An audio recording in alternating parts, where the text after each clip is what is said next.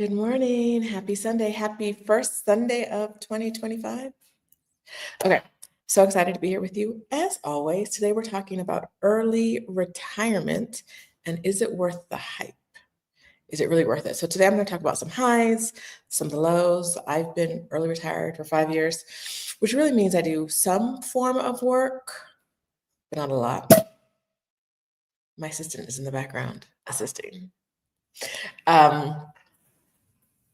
We're talking early retirement today. So if early retirement is something that you have thought about, that is on your mind, welcome. You're in the right place.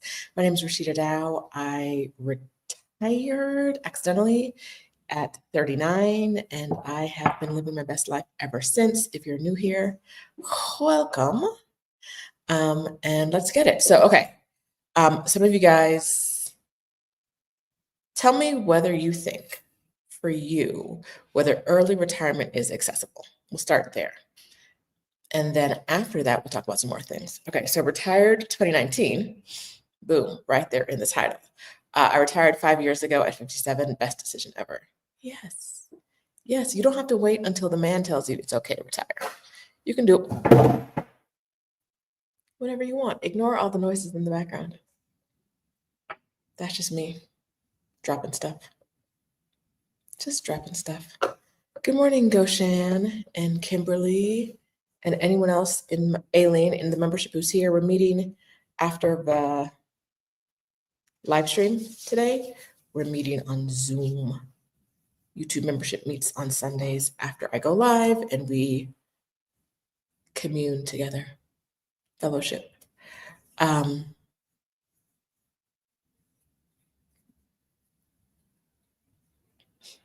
I'm laughing because never mind, you don't know.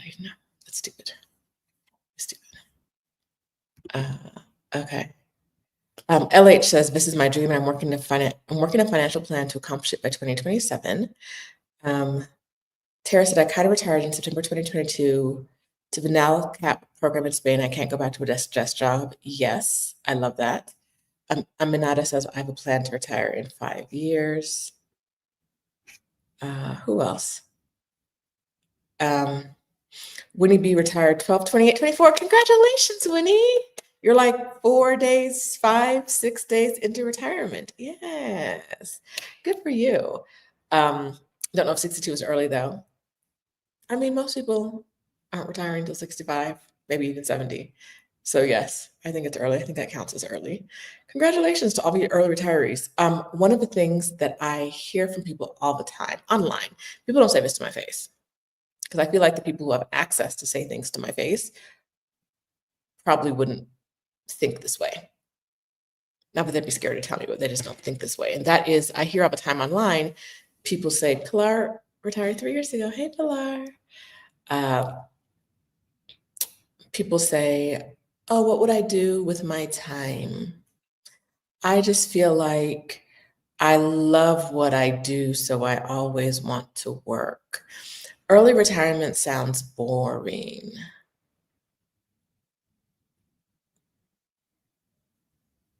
I don't understand. That's not my language. Only because if you're completely, like, it's very rare, if you live in America, it's very rare for there to ever be a time when you are completely in charge of your time. And if you are completely in charge of your time and you can't find something to do that makes you happiness that's not work, why not? I won't go say this, but retired 2019 said it. Boring people are bored in retirement. And that's, I want to preface, I'm gonna say this for early retirement, not for regular retirement. I understand that, like, by the time retirement rolls around for some people, they're tired and all they want to do is sleep. And after enough time of sleeping, like, it's hard to get up and out there again if you're, a little older. But early retirement, if today you go to work every day and you're healthy and fit enough to go to work every day, and tomorrow you're retired and can't find nothing to do,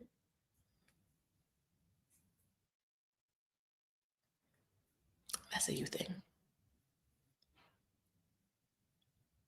That's a you thing. It's not a life thing. The world has lots of things to do. So today I'm going to really talk about highs and lows of retirement, of my early retirement, and I'd love to hear from other people as well. Move this in a little bit. Buenos dias, health coach for the culture. Um,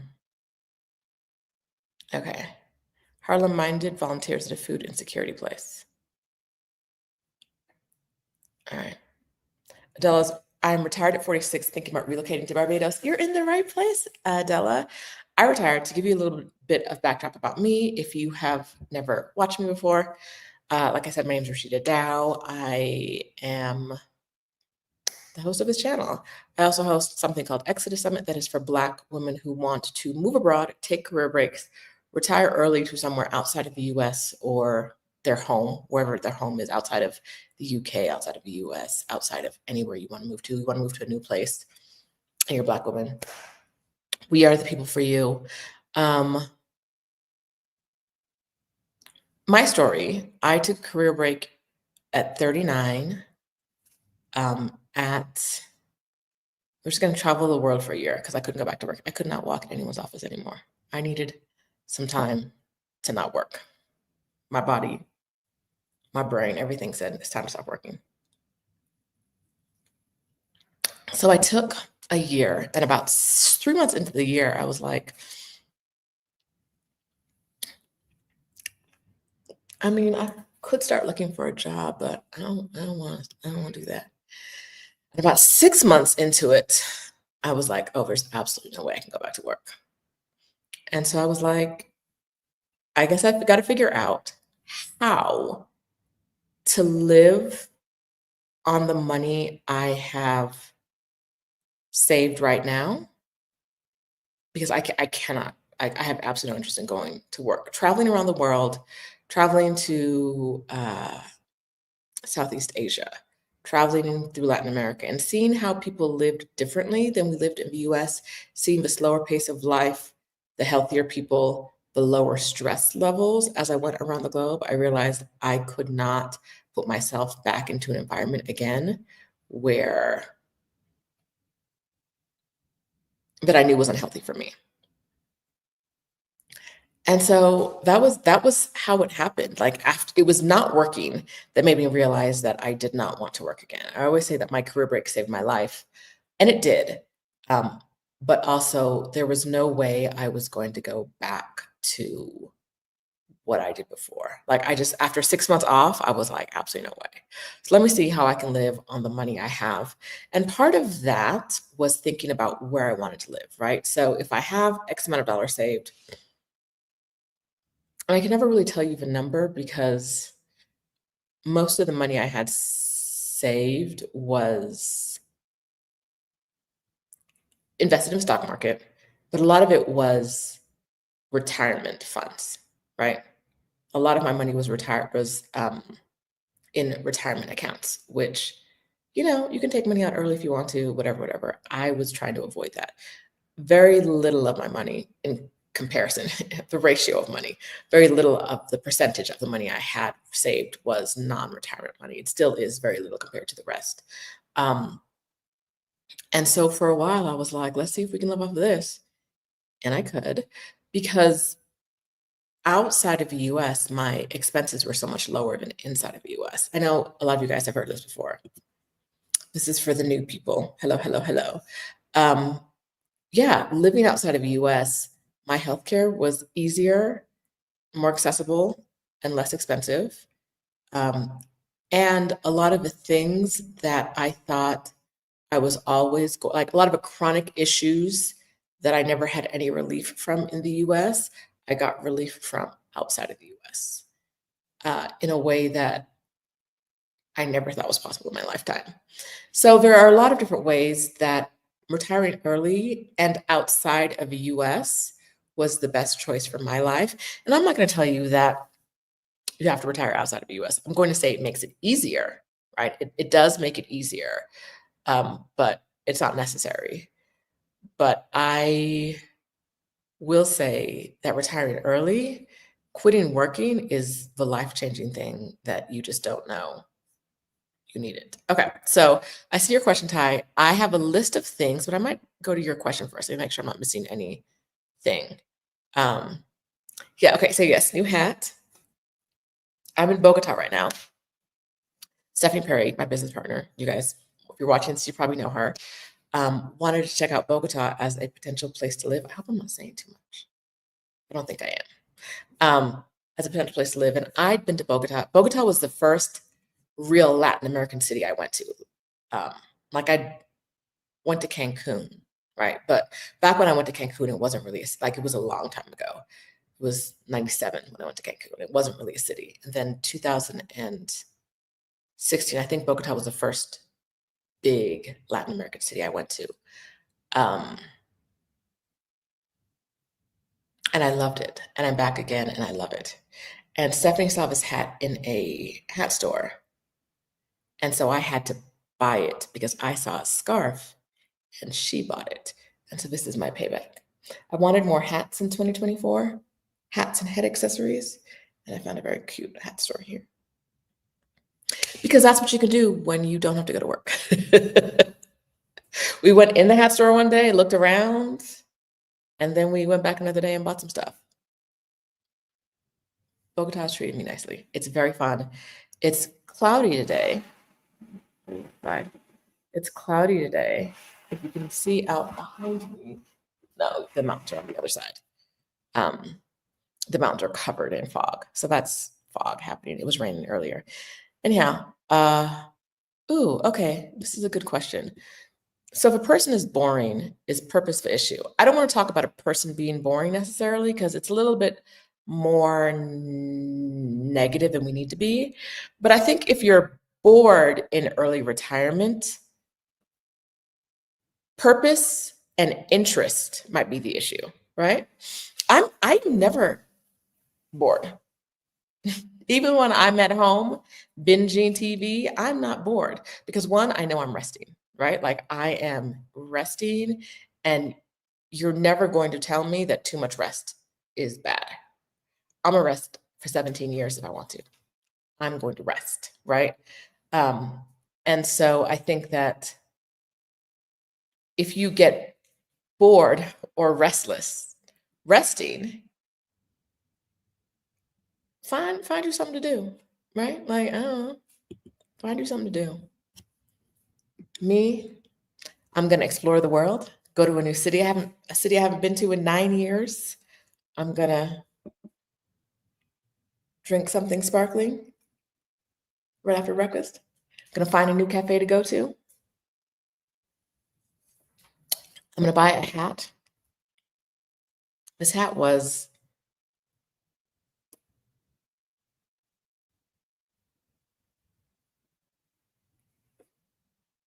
around $20, $22.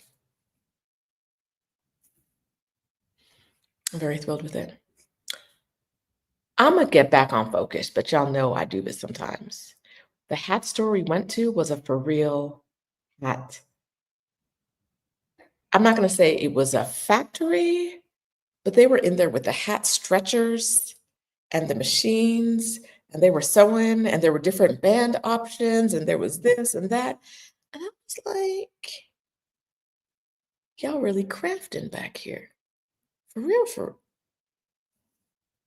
real, for real. Yes. Okay. Girl Please says, we're back on topic.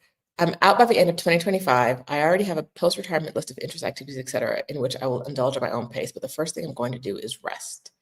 Rest. Good morning, Auntie Marilyn. Okay. CK says, my number keeps changing to retire finally. So I focus on what I need to feel secure versus logically being secure. Yes, this is where most people, there are two main things I see. I've been talking to people about retirement for years now, since 2019. And the two main things I see where people stand in their own way, they stand in their own way for early retirement. Two things. The first one is They don't do the math. They don't do the math. So one, they don't know how much money they have, right? They don't know how much money it's going to take. They don't know what their retirement life will cost. They have an idea. They have dreams and vibes and things. They don't know what their retirement life will cost. They don't know what their retirement, they don't know how much money they have. In Exodus ASAP, which is the membership program that Stephanie and I have together, we we did some coaching. We did some like a individual coaching, a group coaching session yesterday Thursday. What is time? Early retirement. What is time? I don't know the days anymore. Um, we talked to different women Black women in the Exodus ASAP community who were all on the same plan, either to retire abroad, move abroad, career break abroad, do something, whether long-term or short-term abroad or long-term abroad, but they want to get away. They want to get out. And we talked to one of the women, and from her current life, she's been retired, but living in the US. Retired and living in the US, moving to retired and living in Panama. She was like, I have an extra $2,500. I will have an extra $2,500 a month that I don't really know what to do with. Now, that sounds wild. I know to a lot of you, you're like, wait, what I could figure out to do with $2,500. But I think the point of that for me was that she'd been living in the US, retired for a very long time. And if she had moved earlier, she would have had to deal with this question earlier. But she's moving now, right? We do things when we do things, and that's what we do. That's all we can do. Um, but having an extra $2,500 a month just by moving from point A to point B, when you don't even want to live in point A, right? You think your joy is in point B, in your retirement. Being in Panama, there's going to be a whole bunch of other people who are retired, who are hanging out, who have the time to do the things she wants to do. And she's going to have 2,500 extra dollars because she did the math and was like, wait, I don't have to pay for this over here. Or like this will cost less. So that's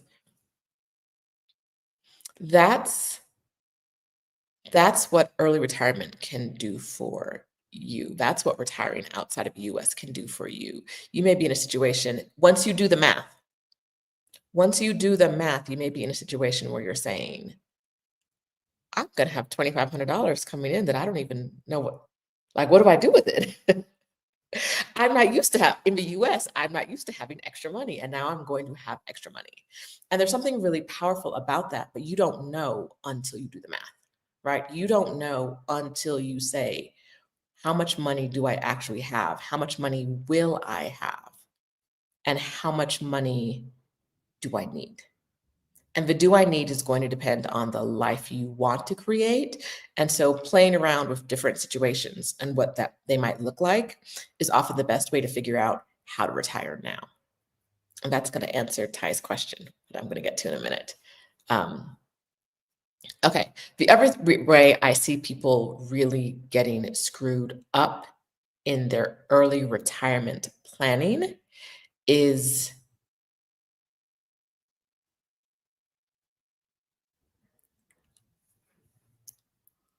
if you spent a significant amount of time in America, you have been indoctrinated with more, being like the right answer to every question. Every single question, the answer is just more, right? Your car should be bigger, your house should be bigger, everything should be bigger, nicer, more. How much money do you need for retirement? $17 billion, right? Like it's always like a bigger number, bigger. There's like keeping up with the Joneses, even in the retirement world. Well, they said they need that amount of money. And so I think I need it too. Why? You have to be able to figure out, there's a candle burning behind me. So every once in a while I check it because I can hear it. Or if that's rain I'm hearing. I think that's rain I'm hearing. Never mind. My hat is messing with my hearing. I think it's rain. Yeah, you have to be able to say what is enough. So part of doing the math is, and this goes to CK's point, what is the number you actually need to hit versus this mythological number that has come from feeling like it's never enough, right? You've been trained your whole life to feel like this amount of money is never enough. This paycheck isn't enough. You need to get promoted to a new job or get a bigger job, bigger paycheck, bigger salary. And I'm not saying, when I say mythological, what I mean is that there's never enough, right? There's never enough. And so that's the number. Things are more expensive than they used to be. So yes, you need more money, right? That's just factual. We need more money than we used to because things are more in the US and around the world, in a lot of places, are more expensive. But if you cannot identify what enough is for your retirement, you will never retire.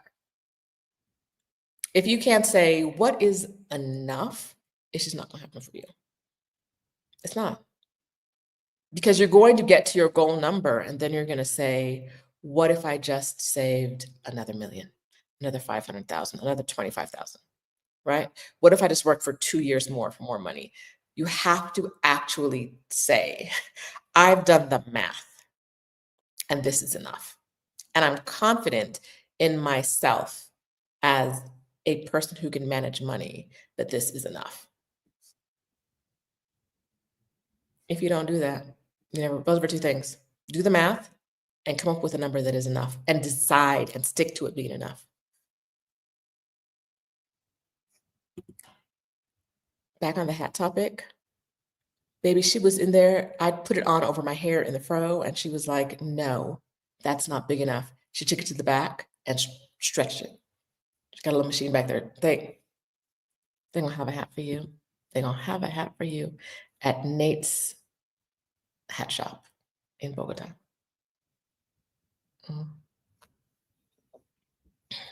Okay, Adela says, I'm retired and own my own company mistake. Sometimes I'll go to the office and do some work, but I have staff that do the day-to-day stuff. Beauty is I don't have to go to the office if I don't want. That's it, right? So sometimes retired is going to mean no more money coming in, and sometimes there may be money coming in, right? Adela retired herself and still has other people doing some work. Lovely, beautiful. As long as you don't have to do the same, like do the thing you don't want to do, I'm calling it retired. Yes, same here for retired and rooted in Egypt. Where are all your retirement accounts coming from? I ain't seen your name before. Hey, girl, hey. Hello. Hi, Erica Gennaro. All right. Okay, I'm gonna try not to talk about that's too much.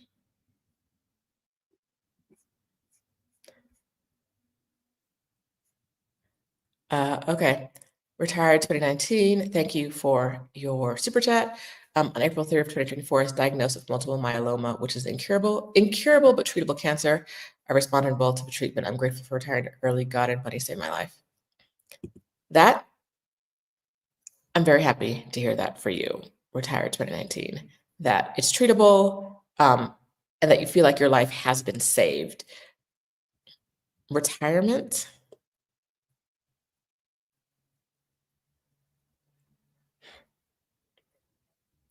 if you can get this, like, you can get healthier.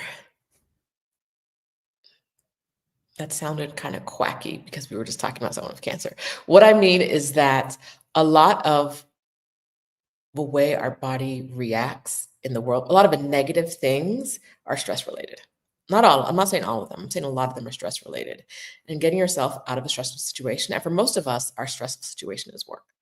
There are other stressful situations happening in our world, but for a lot of us, the stress comes from work because it's a place where we often have no control, very little, if any, control. And if you can get yourself out of that stressful situation, your health generally can improve, right? This is not me getting my Dr. Sebion telling you all the things that will cure you. That's not what I'm saying. I'm just saying generally, get yourself out of a stressful situation. Things will be better. Um, Ebony Adams Monk says the US is one of the most expensive countries to retire in. It is. And I think that's why people in America, unlike other countries, people in America are always like, retire? What are you talking about? Because we know what the expense is of retiring in America, we often don't think about the lower cost of retiring elsewhere. Carla Banks says, my sister keeps asking what I'm leaving to do, rest, whether it's 6 months or 6 years. I'm going to rest until I feel rested. Feeling rested took me probably at least a year, maybe a year and a half.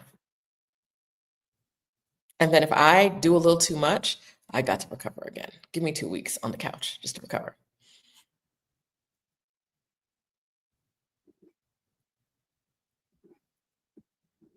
All right.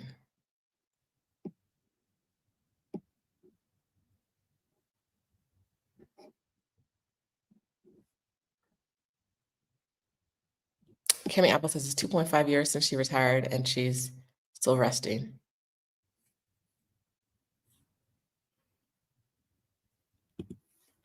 Erica Genera TV says, when I realized I can live somewhere else on half my annual salary, not including my content creating money, it was a game changer. Yes. I it's the reason I have this channel, right? I want Black women to know that there are places where you can move, where you can be healthy and happy and whole and feel valued, right? Outside of the US, and you can pay less money than you're paying right now. All right?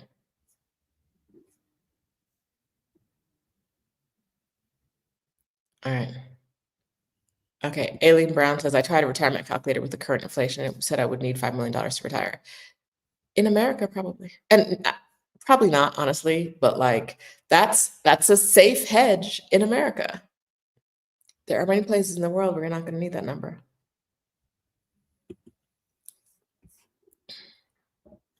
Dr. Orletta says this is a great talk for the beginning of 2025. Capitalism tells us it's not ever enough. It's not. That's what capitalism tells you. You have to decide, and it does not include struggle. Exactly. All right. Let's see.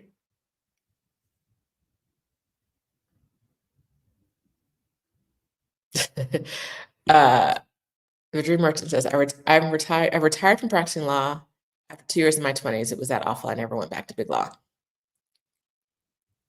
I thought about doing more content to discourage Black women from becoming lawyers, like, and working in like for the standard law firm. But I don't know that it would be helpful. I feel like people would just say I'm a hater. But child, terrible, terrible, being surrounded by people who know exactly how to discriminate against you in ways that are very hard to prove that it's illegal because they have much more experience with the discrimination than you have being discriminated against because it's what their whole practice is set up on. Child. Like I if I leave the here's Black women finding their joy abroad world, I'm probably going to enter the Black women don't go to law school world. Ooh, yeah, my first 2 years, I was like, somebody's got to die. I don't know if it's me or somebody else. Like literally, like my life was terrible. Most people I know, most Black women I know who were at medium to large size law firms hated life. Some love it, right? There are a few out there that will tell you they loved it. Majority, ooh, no. Okay, I'm still going through your comments. All right.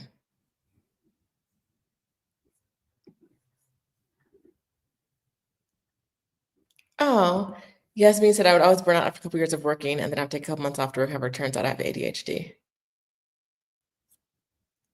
And nobody in the workplace cares, right? They don't care.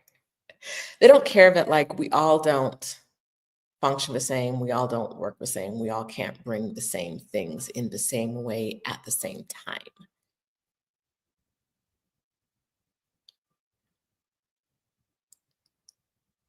They don't care. Mm, mm-mm.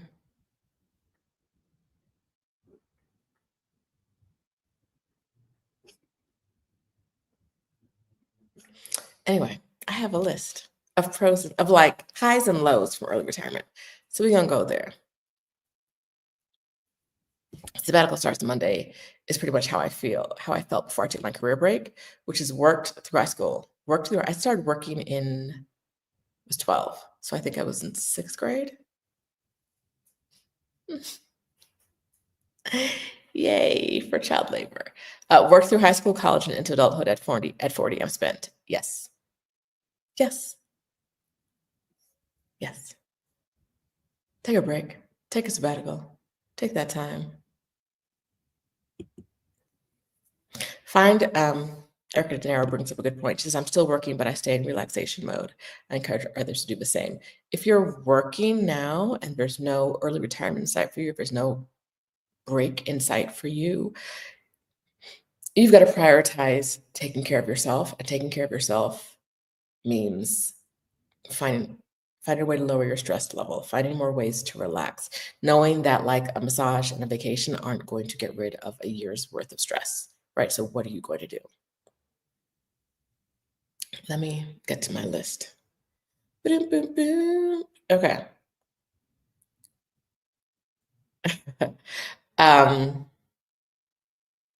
oh, I also want to say this now that I see the list. One thing I wanted to say was that a lot of people that I talk to are approaching retirement, career break, whatever. And they have the money. Do some math real quick. Do the math. I'm going to say it 1,000 times. Do the math, do the math, do the math. If they do the math, they can see, some of them will tell me, I've done the math. I don't need any more money coming in. I'm pretty sure with the money I have now, I'm good. Live a simple life, live a opulent life, whatever, you're going to be good. But the idea of not getting a paycheck is scary. And so they're like, I think I want to retire and then start a business. As someone who early retired and now runs a business, I know it might sound crazy for me to say this, but my business is purpose driven. My business started as a purpose. It wasn't like a way to get money. I started this business without a plan to make money. It was just, I really want more women to live. I want more Black women to live this life. But what I'm going to say is a lot of y'all don't need to work and you're still planning on your second career. A lot of you are like, if I did the math, the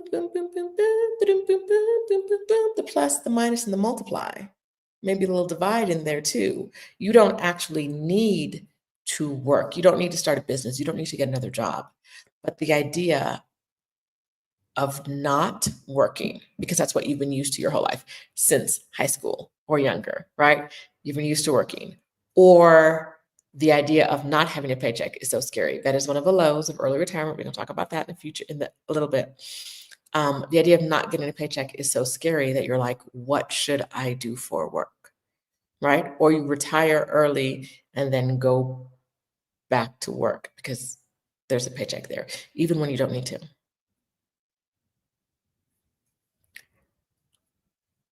Early retirement can take some adjusting, right?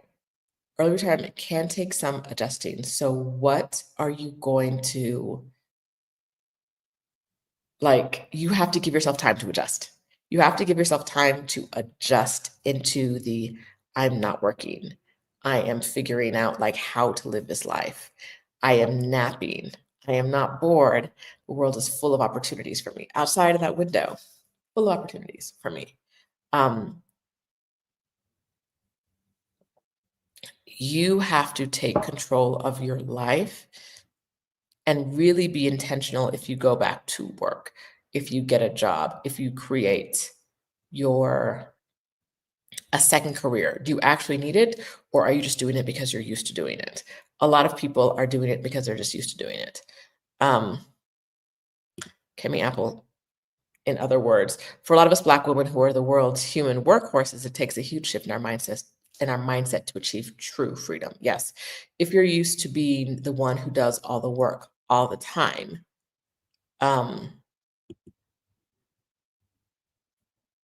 it's hard to not do that, especially if you have sneakily, capitalism often will attach your value in the world to your job title, right?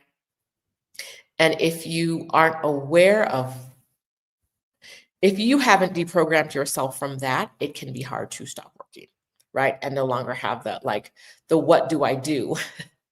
Nothing is my favorite answer, right? But for some people, that's challenging, especially if you haven't detached your value from your job. That takes some time. Okay, Monica, this is a great thing that you just said. And in my video about women who moved abroad without a lot of money, which I should be able to find for you because I know my own stuff, right? I'm gonna drop that link in case you haven't seen it. Oh, hold on a second, something's about to start. Okay, it's not going. There we go. I'm going to drop this videos. If you haven't seen it already, Big Move, Little Money. Let's see. Share. There's so many steps here. Moving abroad without a lot of money.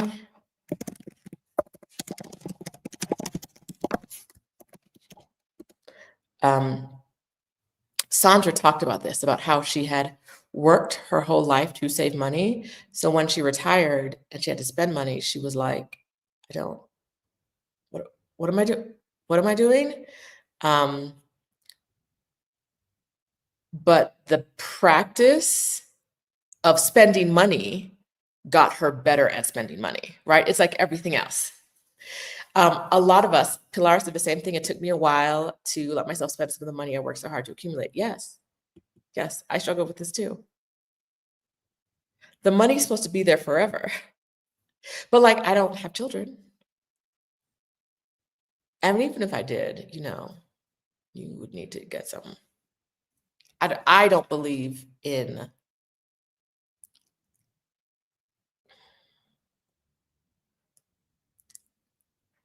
living with less so other people can potentially have more in the future, right? In the sense that I only have one life. I worked hard for that money. I'm spend it. I don't know if I'm necessarily a die with zero convert, but close. Yeah. So being able to figure out how much money you have and spend the money, and that's hard. Monica said it. For me, the idea of spending the money as I accumulated is difficult. I think it's hoarder behavior. I don't think it's hoarder behavior. I think it's just normal. It's normal to say because we're told that it's never enough money. So if you have X and you start spending, then you have X minus, and then X minus minus. It just gets, if it's going to get lower, it's crazy. But I will say that in the 5 years I've been retired, I have put almost nothing back into my investments, and I have a whole bunch more money than I used to when I did 5 years ago. A whole bunch more, maybe twice. Yes. I have double the money invested than I did 5 years ago, and I've probably taken out as much as I put in.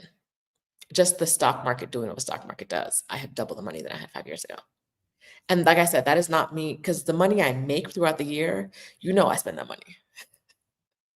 I'm spending that money, right? I'm not here's a percentage I'm going to invest. No.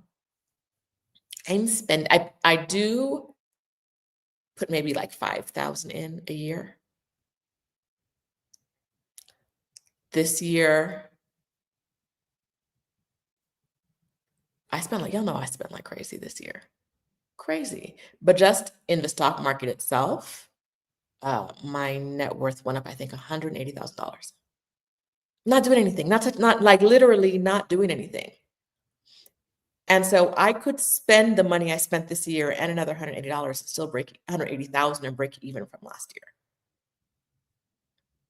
Now, some of that takes time, right? Like this was not happening when I had $1,000 in the stock market 10, 12 years ago. I had $1,000 invested. I was not making $180,000 return like in a year. And that's net worth. So that's all the accounts, whatever. I don't know what it is specifically in the stock market. I don't know what the specific stock market growth is yet. I'll do an update video on my other channel, Rashida Doe, but I don't know yet. But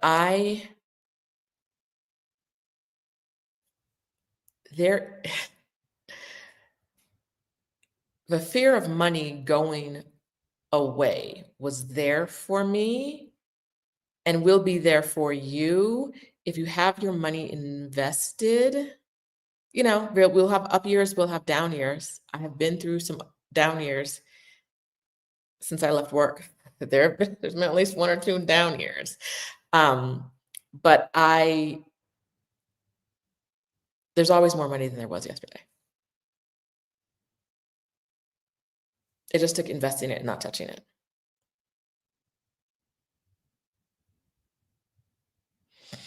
However, this was part of, I haven't gotten to my list yet, really. And this is something that's on my list. A lot of us, as Black women, have grown up in homes, in communities that have had financial struggles. And so in our brains, listen, let me know in the comments if you feel this way too. I definitely know. When I was laid off, I definitely felt like this.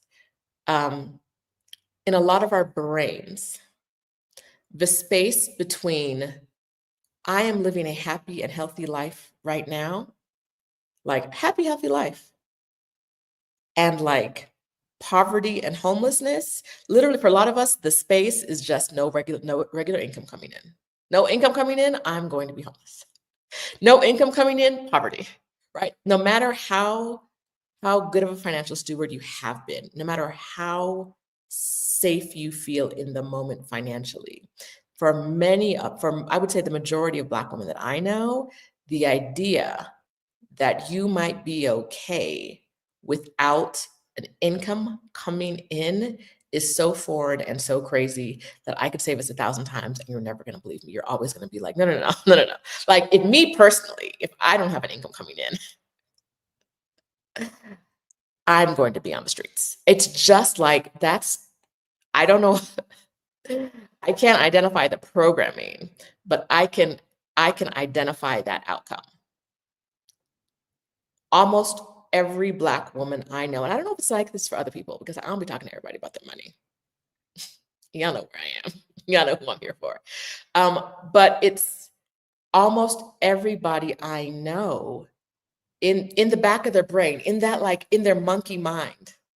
Where that little rat and the monkey are running around, the rat's eating cheese and the monkey is banging its cymbals in the back right there. The idea of not getting a paycheck regularly is just, you're a day away from being on the streets. And that's, I think, the hardest part for a lot of us when we think about early retirement, right? Like, what you mean? What you mean no regular paycheck? I talk to people all the time who are like financially secure. And that's what I want you to know. Like, it's not like, no matter how much money you have in the bank, people of all financial levels think this. I talked to someone once who had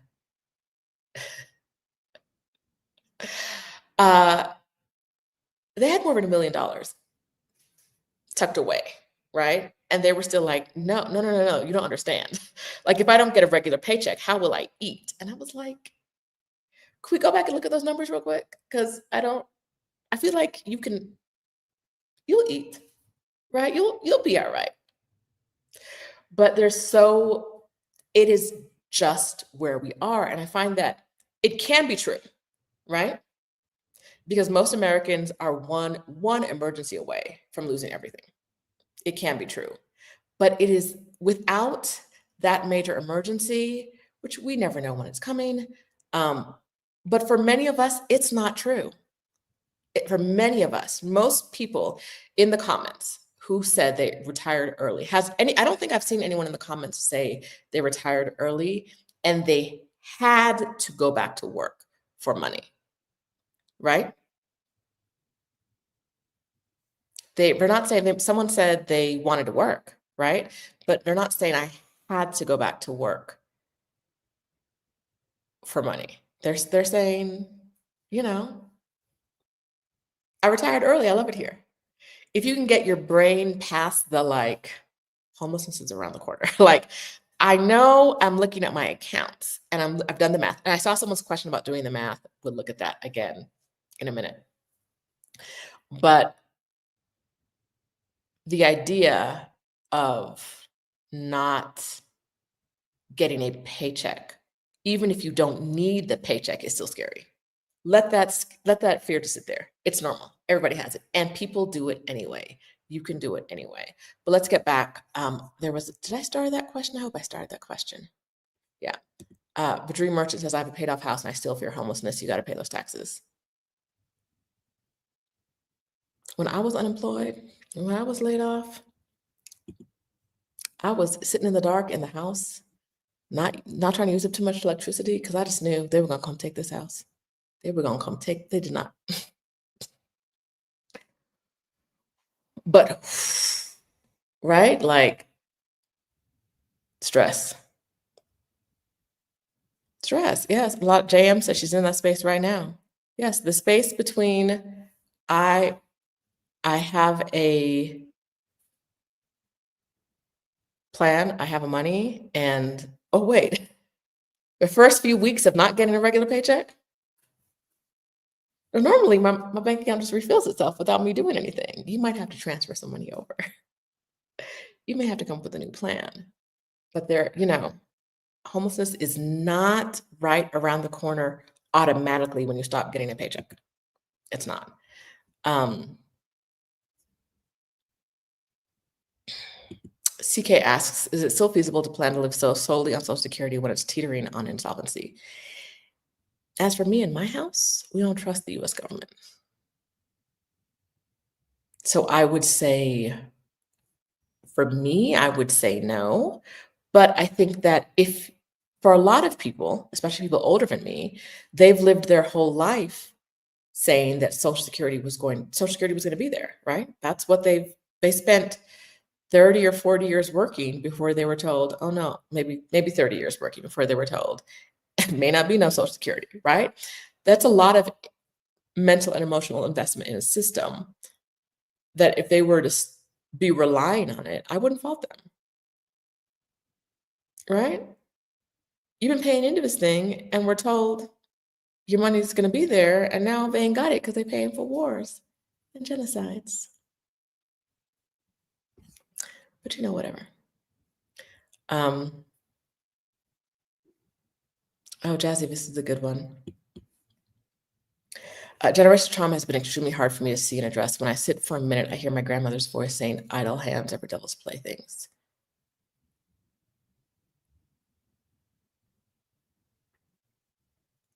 I want to say this gently, Jazzy, but I bet there are some parts of your grandmother's being, persona, or life that you don't want to emulate. There may be parts that you love, but there are other parts that you're like, I could leave that behind. And if you get to pick and choose what you want from your grandmother, let's leave that one behind. Right?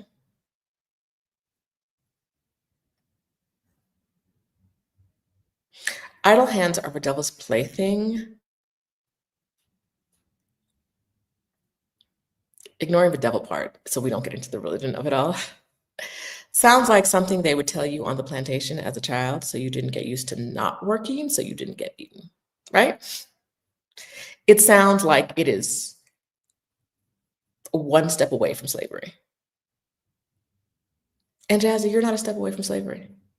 I mean, a couple steps. we a couple steps away, and our country may be headed back in that direction. I don't know, but like, you don't have to live by those rules anymore. By the rules of you may get beaten, you may get sold, you may get separated from your family if you're not working really hard and your owner is displeased. We can leave that behind, right? Your grandmother probably didn't even really want to believe that, but life.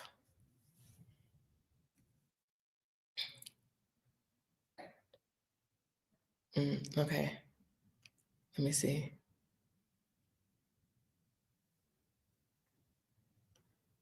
Bum, bum, bum, bum, bum, bum, bum. I'm looking for a question that I have. Oh, CK says, I started the practice spending money. Business class was game changing. Yes. Yes. The woman the other day who had the extra $2,500, she loves to travel. She doesn't love to buy things. She loves experiences, but she's never flown business class. And I was like, do that. You don't have to do with some money. Try that once or twice and come back and let me know how you feel. All right.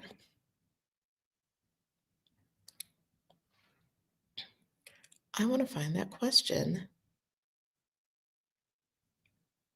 Oh, boom, look at this. This wasn't even what I was looking for. But hello, T-baby piece. I did the math. Didn't realize I had 2 401ks and a pension in annuities. I'll come back in a couple years to get my Social Security, but I'm retiring in 2 months. You have hidden probably, not all of us, but there's probably 50% of us that have money we don't remember. We don't think about. We forgot at that old job. We ain't roll over. We ain't seen it in 42 years. A lot of people do. Lee says, I started working at 14 years old, retired at 50, and have been retired for 10 years. Best thing ever. Sure, I could have worked longer to make more money, but I just couldn't. The job would have killed me. And that's part of it, right? Part of it is you.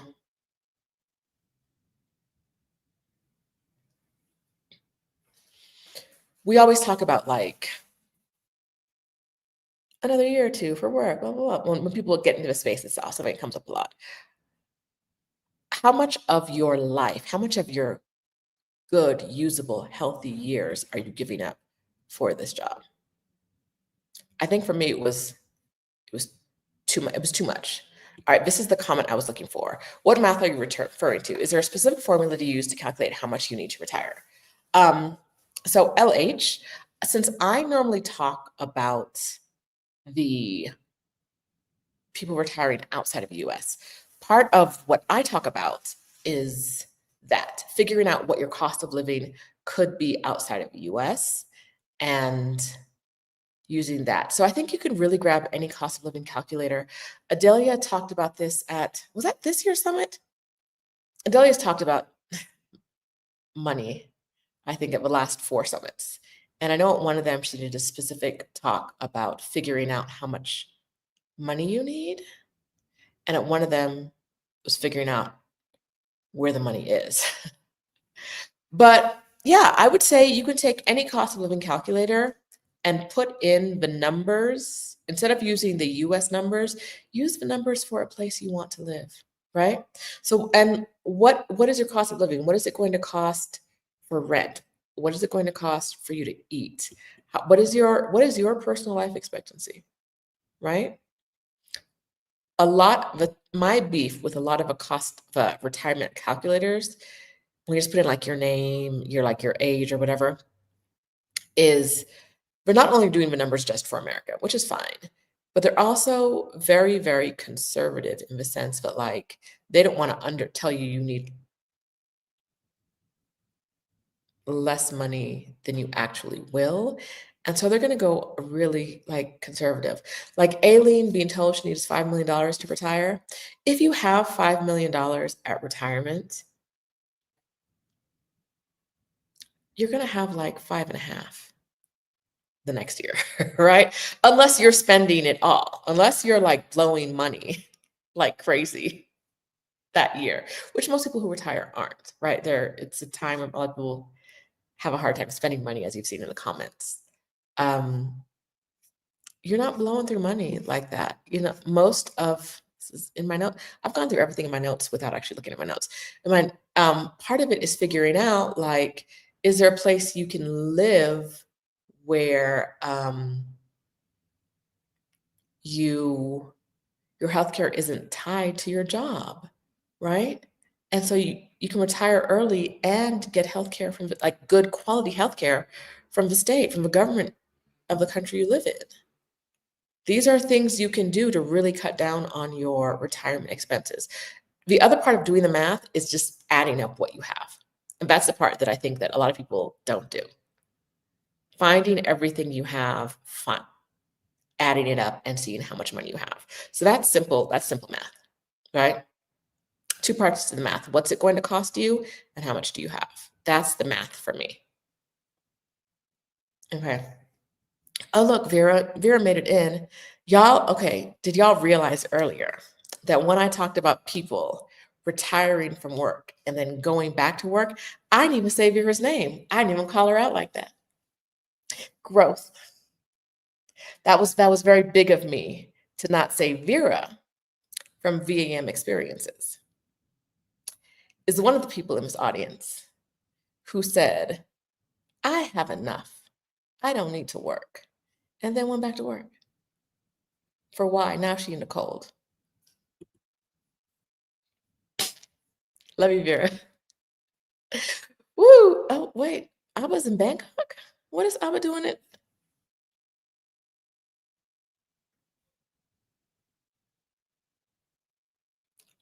Abba, at least two of our friends are in Bangkok right now. Message me and I'll make sure I connect you. One of them just got an apartment in Bangkok. So if you know who I'm talking about, you don't have to message me because you know already. And she's friends with the other one, so they'll connect you.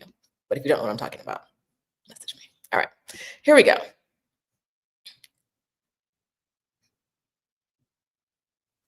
Mm.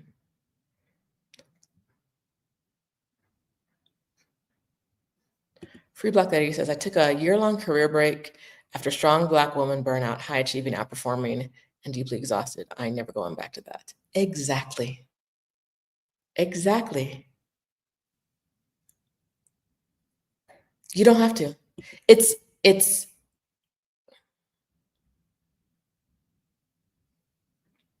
because Black women are typically exceptional workers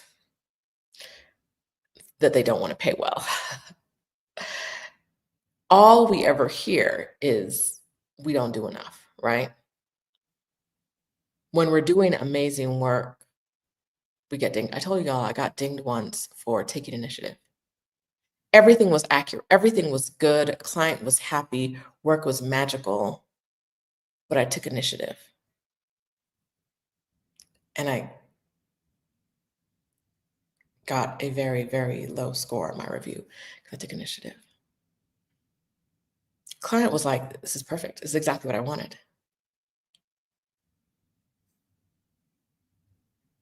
My manager was on vacation in Hawaii, and taking initiative meant I'd finished everything and I didn't call in enough to disturb him on his vacation to ask questions that I didn't have because I knew what I was doing.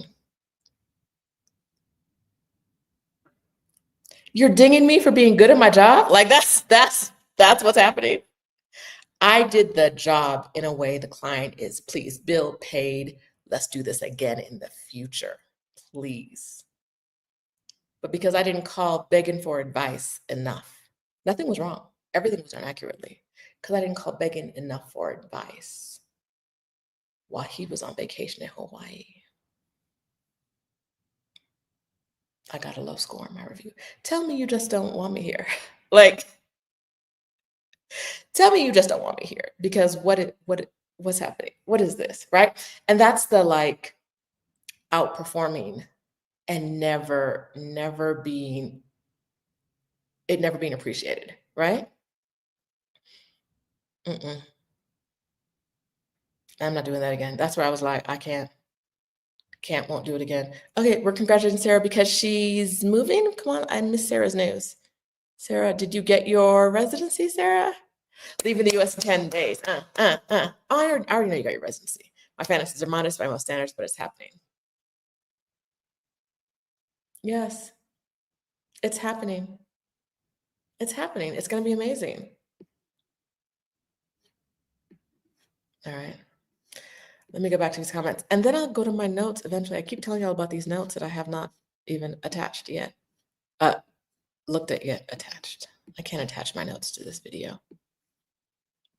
Yeah, paying for space exploration. Mind your business. Ain't nothing out there your business. Mind your business here. There's a lot of business. A lot of places with no water. A lot of places with pollution. We're messing up our environment. What are we exploring for? So we can go mess up another planet? Mm-mm. Mm-mm. Nah. All right.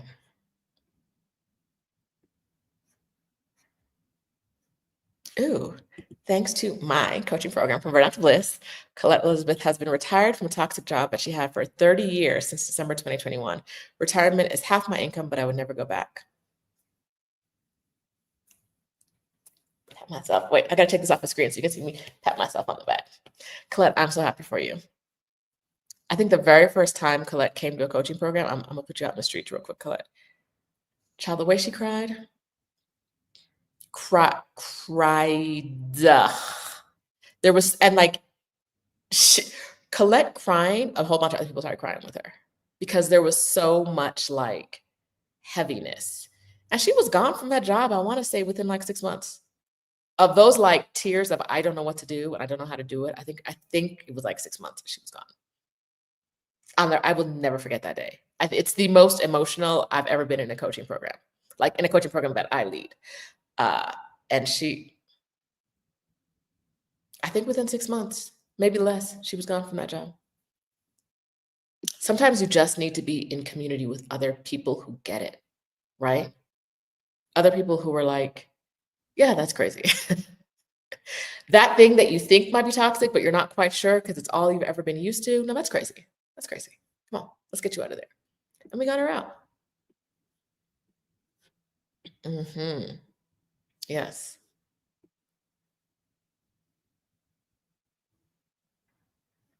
Okay, Bella, child, is so sad.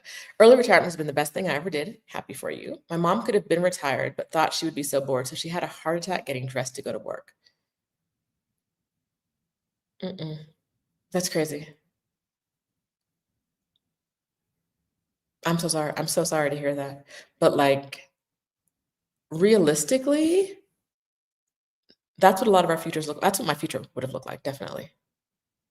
I was crying almost every day before work.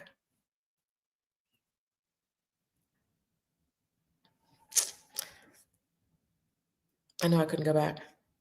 Oh, 2023 move abroad money is which is still 2022 was move abroad money. I think she means 2022. I hope she means 2022 and not 2023. 2022 move abroad money was the summit where we talked about, where Adelia talked about doing your math and figuring out how much money you need to move abroad. And that's how much money you need to retire. That's how much money you need. Oh, and she did a follow-up session with specific numbers. Now I don't remember that, but I'm an old. My brain don't be keeping things. Mm-mm. Mm-mm. Okay. Stephanie brought up a good point. A lot of these calculators assume you'll never want to spend the principal and just live off the interest. But then my question is like, what's the principal gonna do? Like someone brought up the fire calculator earlier, and anyway, what's the principal gonna do when I'm gone? I gotta work extra years, right? Because the retirement calculator is going to put you working probably longer than you actually have to, right? So I got to work extra years to live off of interest only and never touch the principal. And then where'd she go? Where is the principal goes where and does what?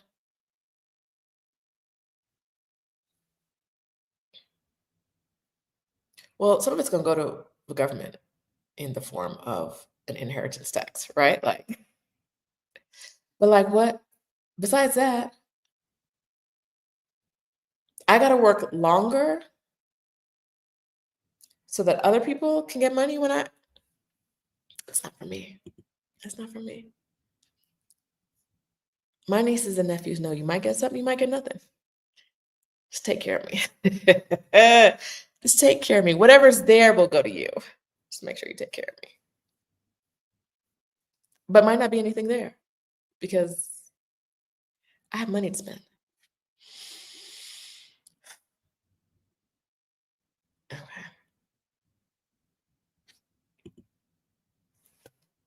Absolutely not.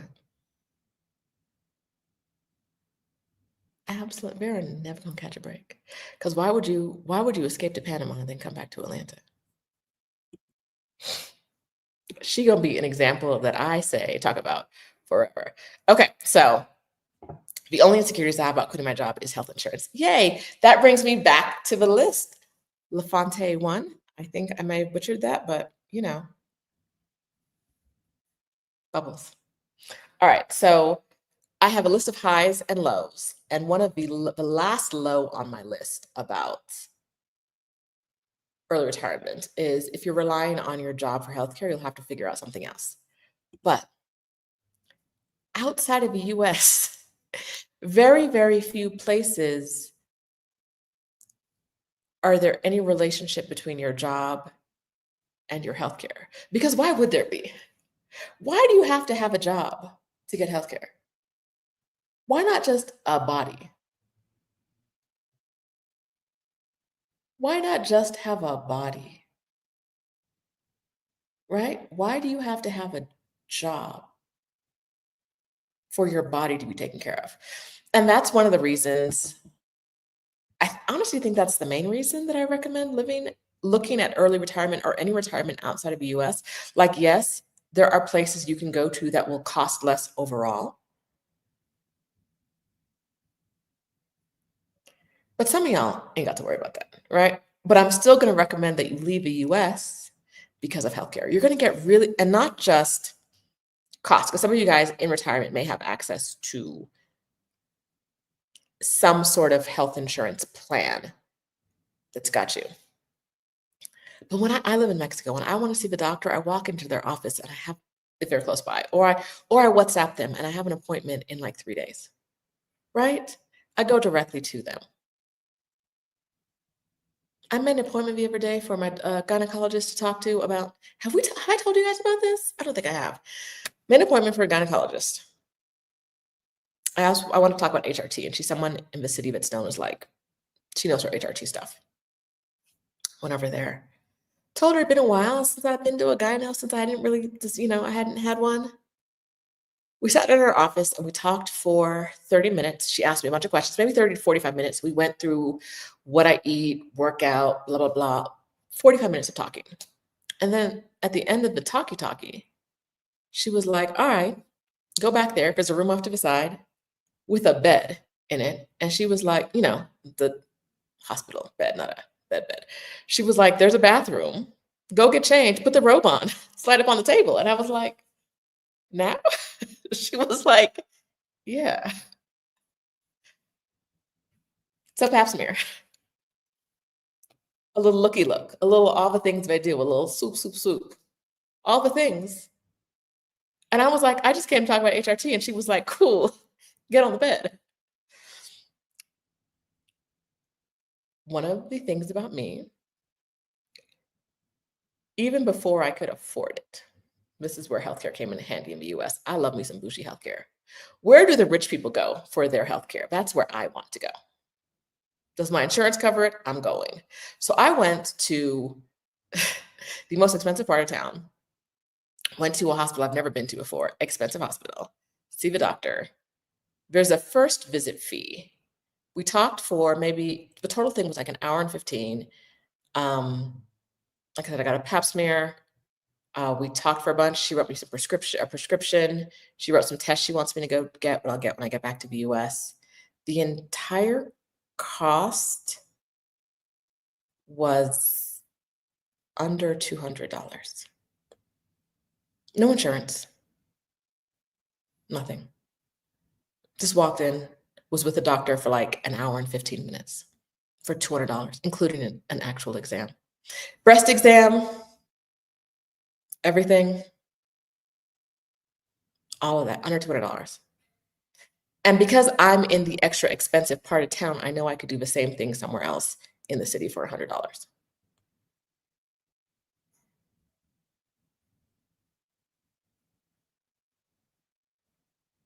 Right? Like, I'm not going to a doctor in the US for $100. I'm not going to a doctor in the US for $200, even with insurance. I'm not getting all of that. And I'm not I'm not messaging you from your WhatsApp number that I got in a group and getting an appointment in days. I walked in, I walked in there, I did some paper, filled in a chart ahead of time online. I got to the desk, there was no let's see your there was none of that. I told them my name, they said, have a seat, doctor will be out for you. Doctor came out for me, she was like, let's go through what you filled out. Leaving, when I left, they were like, and this is where you pay, right? So like, I didn't need to pay, but there was no like, you need to guarantee payment up front. There was none of that. It was like, see the doctor on your way out, based on what you did, you pay. It's a little less than $200 for an annual exam. And an annual exam done by my doctor, an hour and 15 minutes total time together.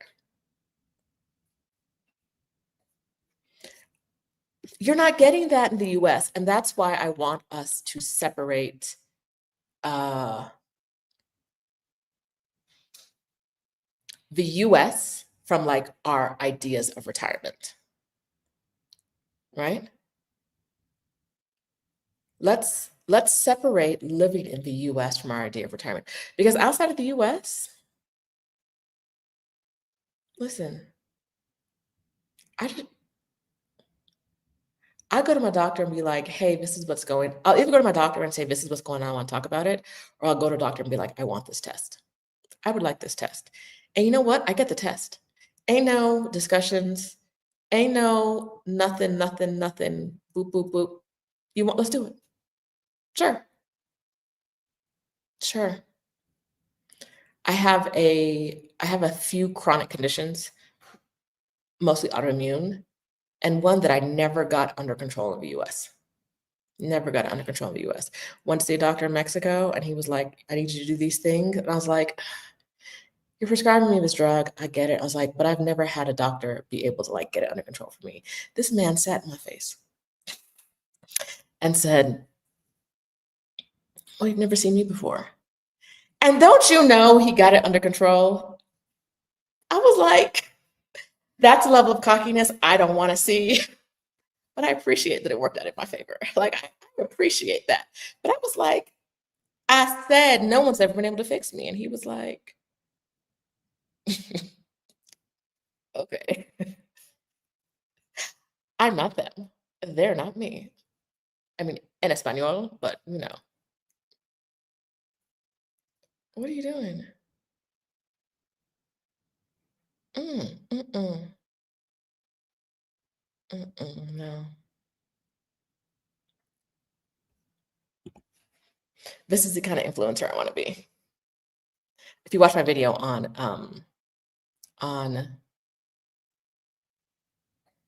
New Year's, I talk about how like one of the things I've given up is like the idea of like influencing, but like this is the kind of influencer I want to be.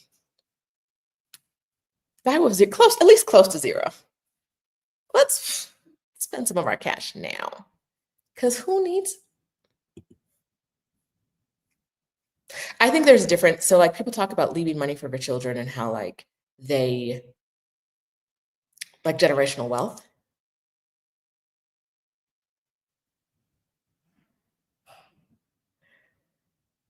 But a lot of us don't have generational wealth. right?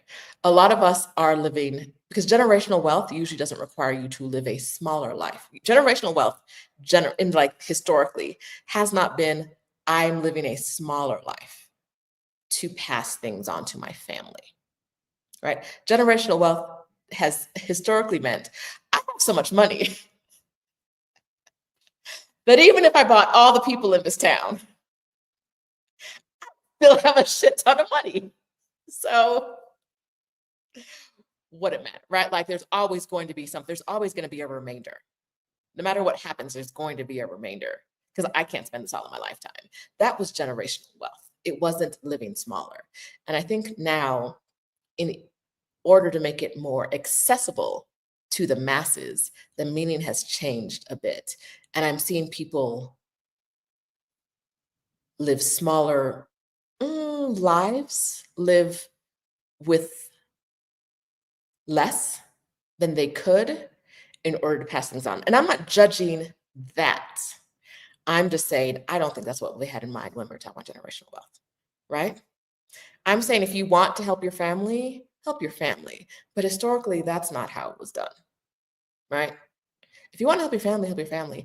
But a lot of the ways you will, I think it's important to know that the way you want to help your family is the way they want to be helped, right? A lot of people want to leave a house behind for people who don't want the house. They're going to sell their house and they're going to take that money and go on a vacation. And you know what you did not do for those years? Go on a vacation, right? So how do you take care of yourself in this moment and still think ahead to the people that you care about? I'm not saying spend it all. If you have people that you care about and you want to take care of, I'm not saying spend it all. But maybe you give them some money now as an idea and spend the rest. Or you put aside a specific number for them. This is what I'm leaving you, and that's it. And the rest you spend. But shrinking your possibilities today to take care of someone tomorrow who may not be around, right? My dad left all his money for his wife. Okay, it's his money. Do what he wants. I really don't. I'm good with it. When he passed away, she had dementia. So her neighbors came and stole all the money from her account, took her to the bank and cleared out the bank account. And then her nieces came and took her out the hospital and spent whatever money they could find. So he worked hard to put aside this money, left it for someone, and that person never got the benefit of the money.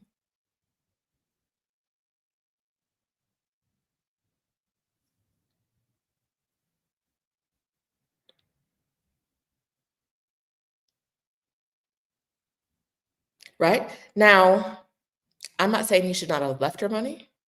They were married. She did not have a job, whatever.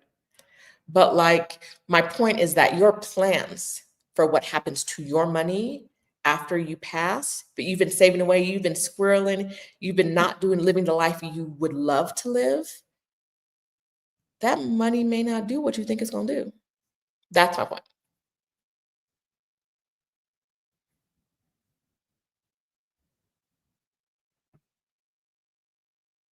Mm-mm. All right. Back to my list. We don't actually get here, y'all. Okay, so one of the highs, this is a high, I put this in the high and the low category, is that when I retired at 40, so I took a career break at 39, by 40, I was like, I'm not going back to work. I guess this is what retirement looks like for me. So by 40, when I retired, I had to change my friend group. And that didn't mean that I got rid of my old friends or I was different. What it meant was that I was a 40-year-old who had nothing but time, space, and opportunity, just nothing. And my friends were at work. My historical friends were at doing the thing they'd always done, the thing that I would be doing if I didn't early retire. So no, they can't go to Bogota with a week's notice and stay here for 10 days or whatever. That's just not possible, right? I had to change my friend group, and I'm still friends with most of them, right? But the way how the frequency with which we see each other, the frequency with which we talk, and the things we talk about are just different now because I don't really want to hear you complain about your job. Yes. When I was in it, yes. Um, let's have a vent session. You go, I go, you go, I go. Great. Now, no. What I'm gonna do? Complain? But Steph, what does she do? Stephanie only bought me 2 packs of chicharron the other day at the grocery store. That's my complaint about my coworker. She bought me 2 packs of chicharrones, and they were small. Right? That's my complaint. They don't want to hear that when they're in corporate America, right? Obviously, the chicharron is an inside joke. She said that today about her being a great business partner. She bought me chicharron at a grocery store. Sorry, inside baseball. All right, but yeah, no, like there's the bonding, the types of bonding that we did before is just different now. The types of experiences we can have together, no, they like when I go on vacation with my friends from the old days, I have to work it around their schedule. Because yes, I can go anytime I want. What day does your calendar look like? Most of them are like, I have 9 days I can carve out right here. Where can we go? And I'm like, sure, let's make that work. And so having friends, other friends who are retired or working for themselves or doing other things has really benefited me because while I love my old friends, my old life friends, like things had to shift a bit or I wouldn't, you know, be here. So that was the first thing on my list. It's a high and a low. Like things shifted, be more and be old. But the news is pretty exciting. It is. All right. Mm. Colette said she was gone within 2 months of her first coaching session from burnout to bliss.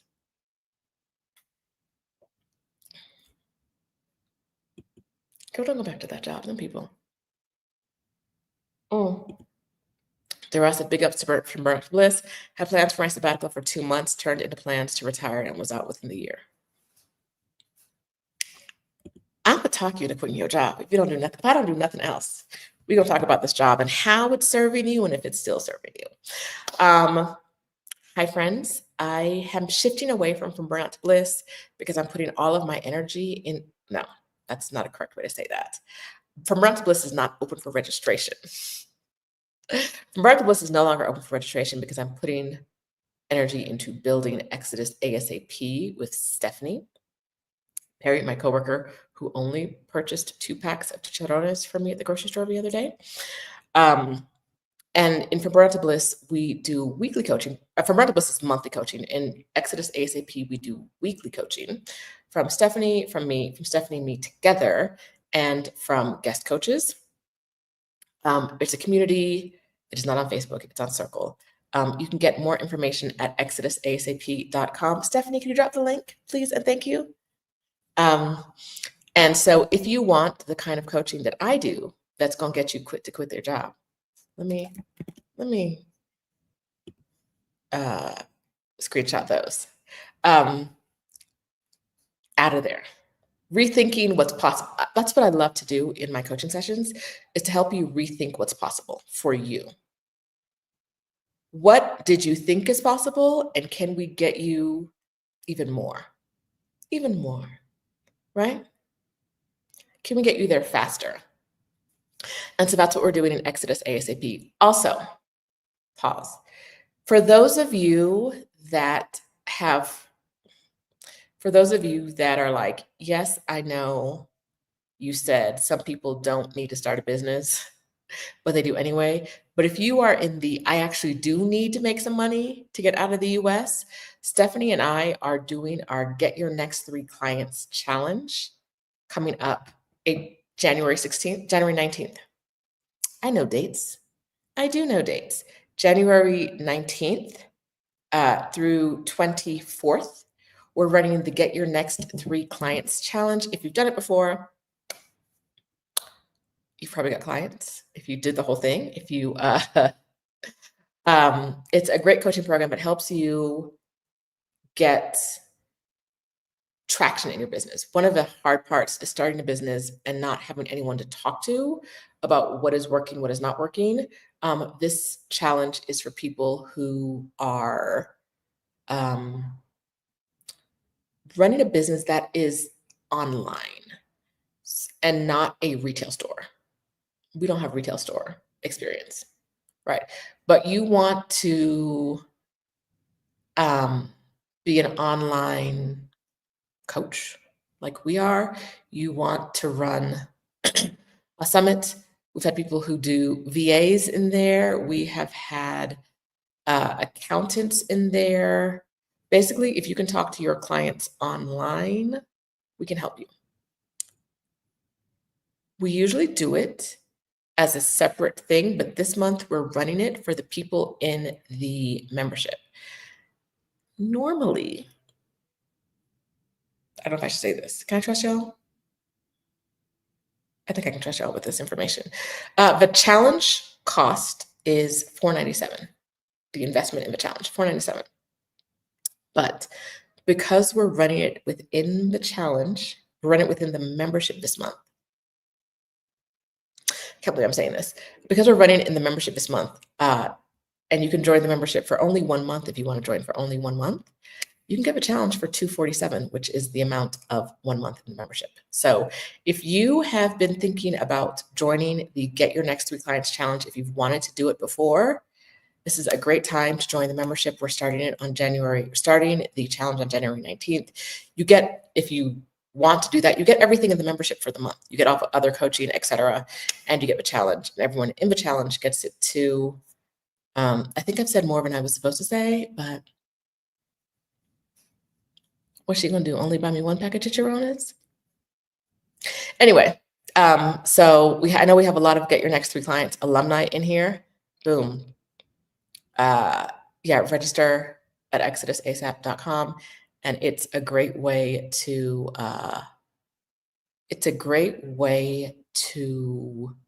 get some traction in your business if you want to run a business. If you don't need to work, don't do this. I'm gonna be in there like, what are you doing? Why are you here? But if you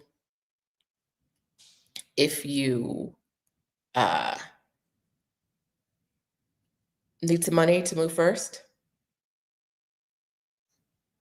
it's a good way to get it. All right.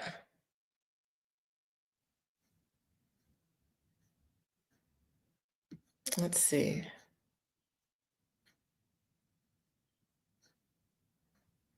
If I missed any comments.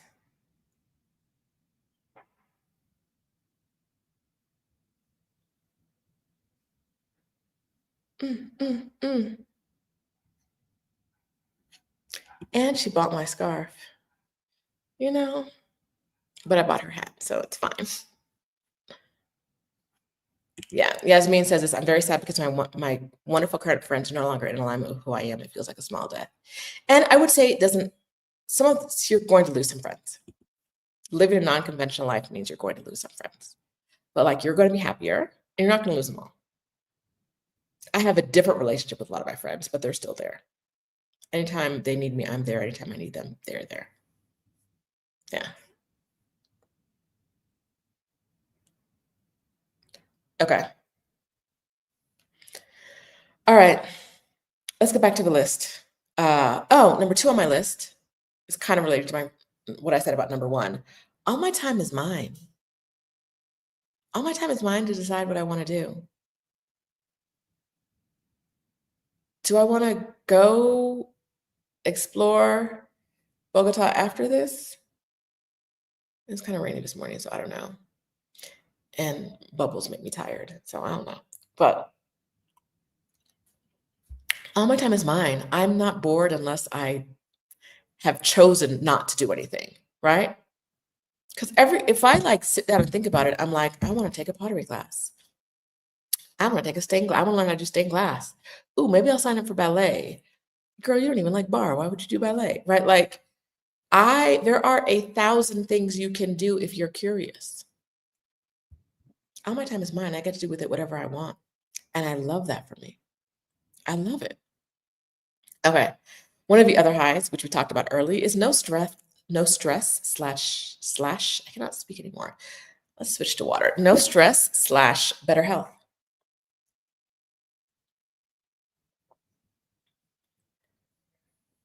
When I was talking to my doctor about the difference in periods, she was like, "What's changed for you?" And I was like, "I'm not stressed anymore." And she was like, "But like, what else has changed for you?" And I was like, "I'm not stressed anymore." And she was like, "But," I was like, "I'm not working." Like I don't work like that anymore. So I'm not stressed. She was like, "Oh, okay." Like just telling her I wasn't stressed wasn't enough. When I told her I'm not working, she was like, "I get it now. I get it. I get it." Um, oh, yay. Okay, off topic again, but this is what community does. Last month, Ty received her temporary residency uh, visa in Mexico, thanks to the guidance of one of her from Burnout to Bliss sisters. This is what being in community is. The community in Exodus ASAP is the same way. You're gonna find your community, and they're going to help you. We're gonna tell you what we know. They're gonna tell you what they know, and that's how you're going to move forward. Community, community. That's it. All right. Let's see. All right. Some of the lows. Like I said, I touched on everything on this list already. Uh, Missing a regular paycheck, especially if that paycheck was high, and you notice it's gone. Oh, wait. Let me get this up here on the screen and give it a little screenshotty shot. Wait, other side. Yes. Exodus ASAP has given value way beyond the cost in just the first month. Hello. Yes. Health coach for the culture. I see you, sis. Yeah, no, we want you to be in community with women who want the same thing you do. And often being in community is worth the price of the admission to the community, but you also get coaching, right? Like, you also get educational aspects. Adelia's coached in there. She will coach again very soon. Stephanie's coaching there. I've coached in there. Anne Marie from the anti HR lady coached about getting your separation money, right? Not leaving money on the table, making sure you get it. If they owe it to you, you get it. And that's the kind of thing we want for our community, helping them figure out what tools are what tools are available for them so that they can do what they need to do. All right. Let's see.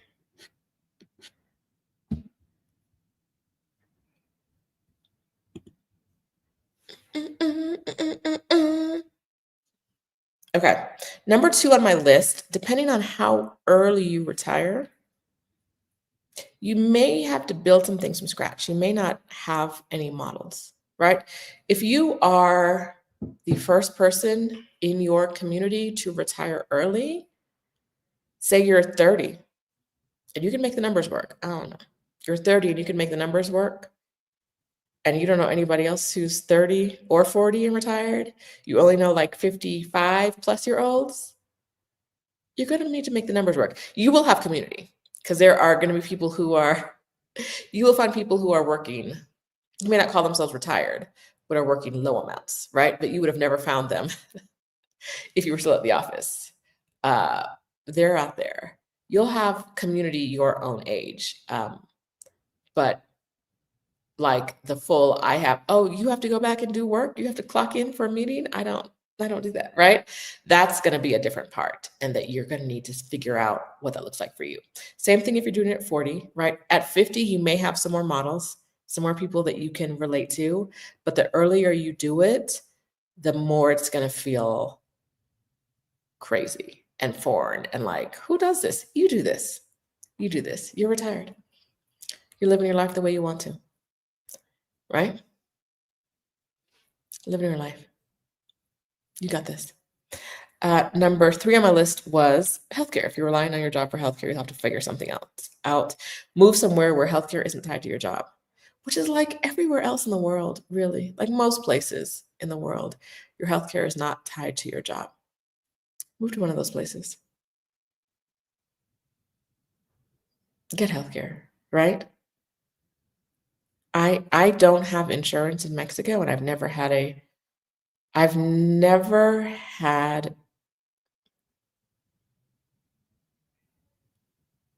I'll tell you, I'm gonna have a mammogram in a few weeks. I'll tell you how much that costs in cash. But I've had major medical testing. I've had a colonoscopy, and I think I was like, the whole thing was also under $200. The colon. I mean, I'd been to the doctors before, so that would have cost more. But I'm surprised if it was 250. And they knocked me out. There was a anesthesiologist who came in. There was a nurse who held my hand and woo woo wooed me the whole time. I think the whole thing was under 250.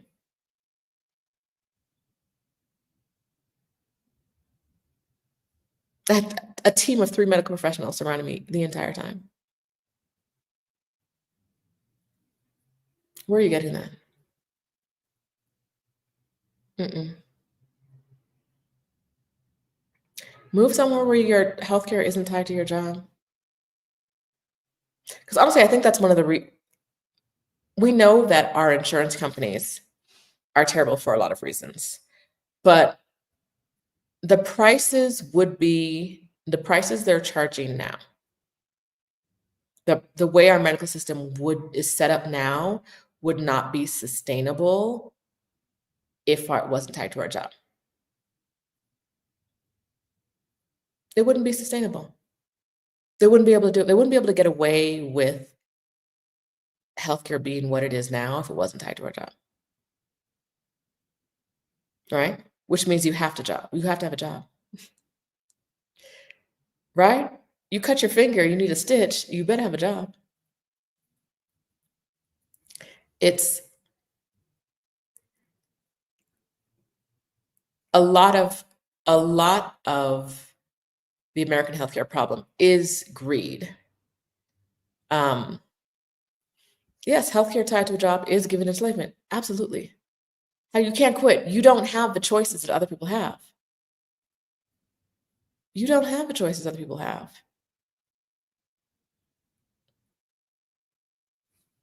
Healthcare being tied to your job limits you can't just quit. You can't just quit.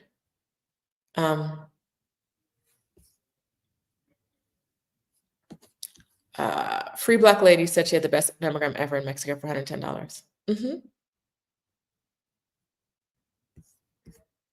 Yeah, I definitely didn't pay 47 for my colonoscopy in cash. And I've had colonoscopies before. This was the most thorough. Like when I got the pictures back, I was like, I've never seen no pictures like this. This color, crisp. Look at my colon. I don't really look at my colon, but like amazing. Went back. I walked in his office once and I was like, I kind of want to talk to you about something. And he was like, cool. Come in for a follow-up visit like 2 days later. And I came in and I think that visit was like $30. Sat and talked to him for maybe 30 minutes. It wasn't, you can see him on December 6th when I come up to the office in April. No, it was cool. Come on in. You got questions? Sure. He wasn't going to drop what he was doing to talk to me in that moment because he had clients, because he's a real doctor. But he was like, make an appointment. Come on in. We got this.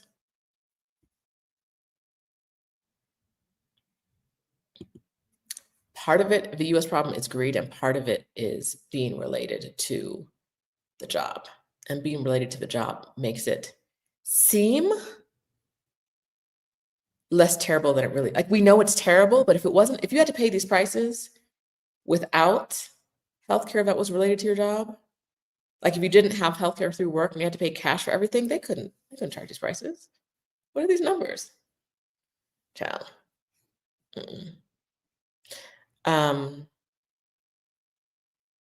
Let me see. Chloe Doe says, downside, how about family members and friends secretly hating you because you were the only one retired? Girl, those are not your friends. And I wouldn't call them family. Also, secret hate ain't my problem, right? Like, if you're moving weird around me, I'm just gonna stop moving around you, right? Like, if I feel like, was that shade? If I gotta ask myself that too many times, I'm just not gonna see you anymore because I don't need to, right? Um, if I hi friends, every once in a while I find out that my friend, like some of my old life friends, still my friends, but some of the old life friends watch content of mine, and I'm like, really? I had no idea. But my old life friends, if they secretly hate me, we're not friends. And I think I'd pick up on it. Family, y'all, I'm really good at boundaries, and being really good at boundaries means cutting people off sometimes. I love you from afar. Maybe I don't even love you. I was talking to my cousin the other day about an aunt, and I said something I said F her forever.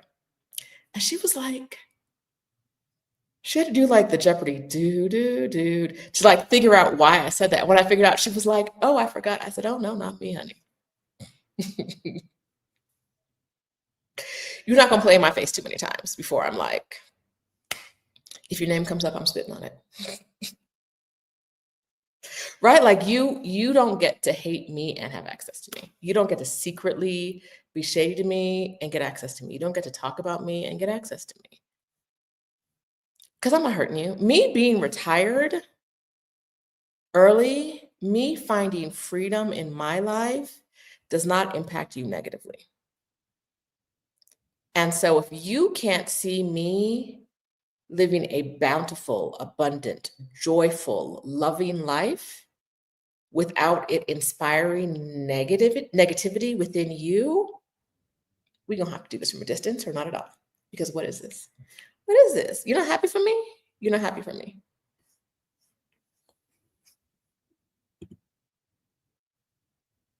You can't be friends with someone who's jealous of you. Can't. Michelle says there's family, there are relatives. I have some relatives. Forever. Forever. I'm never gonna stop. I think I did see her once after we had a moment. I had a moment. She was running around talking about me. This is the one that at a family party, she spread a rumor that I was trying to steal my cousin's husband. Told my cousin this. My cousins are like one of my best friends. So like she was like, that's absolutely not what's happening. I was trying to steal my cousin's husband, and I was there with that girlfriend of mine, and I was lesbian. She spread those two different rumors to multiple people at the same party. I'm a lesbian who's trying to steal my cousin's husband. Neither one was true. Um, but like she's not around us all the time, so she doesn't know my relationship with my cousin's husband or my relationship with my cousin. Like she doesn't know if that could have created a rift there. And I think she was actually trying to create a problem. My cousin laughed it off. I saw her once since then, and I gave her the dead to me look at her in her face and just turned away. You an aunt? Not to me. I'm good at being like, when I'm done with you, I'm done. Ain't no hellos, goodbyes. I don't see you.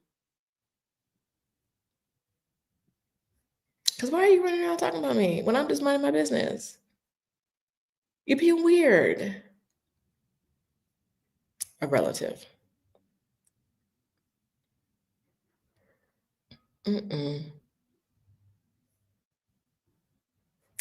You are not good at the lies. Come up with one good lie. If you had just said I was trying to steal her husband, maybe, but I'm also a lesbian. Oh, wait, that was not trying to. Oh, yes, yes. How could I be at the same party on the same night? It wasn't like it was two different, and you telling everybody, running around telling everybody, telling my cousin's mom, telling everybody. I'm a lesbian husband stealer. You in your 70s, you ain't got no business. You ain't got no business. Get some business. Get some business. Yes. Oh, wait. Some people are so damaged, all they do is try to create misery for others. Yes. Get you a good life. Honestly, like my life is my post-retirement life is post-retirement is a time where I really figured out the things that I want for myself and centered those and let everything else go. Right? Post-retirement, I'm like, if it's going to cause me more stress than the payoff, then why would I do it? Which is why I said goodbye to men. Still not a lesbian, but like we have to decenter men because the payoff is no, it's just not. Historically not worth it. So we're gonna move on. No. Yeah, like I've had to build a new life in some way, right? I've had to build it all from scratch. But like that's so exciting. You get to be whoever you want and do whatever you want and just chill. You get to just chill. Ooh, sabbatical versus a term accidentally abstinent.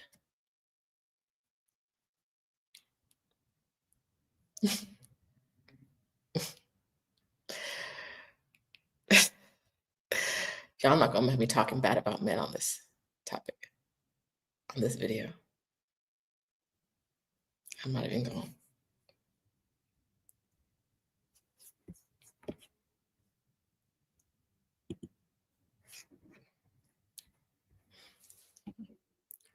Because there isn't even room. I'm gonna say this. I think my mom's still watching. I don't care. There isn't even room to separate yourself emotionally from them and just receive sexual pleasure. Because for most of them, they don't have the skills and the talents. And they've been skating by on BS their entire lives. So even if you didn't want to be abstinent,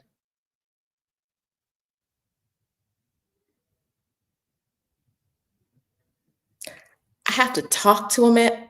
I have to speak to a man on the potential outcome.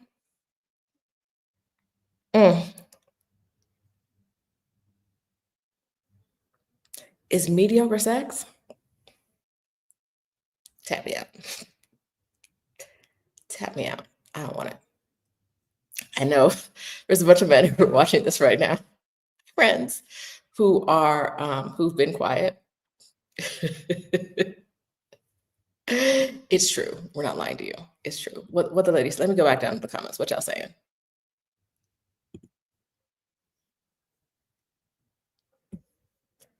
I'm telling you, the ladies agree. We're not making that up.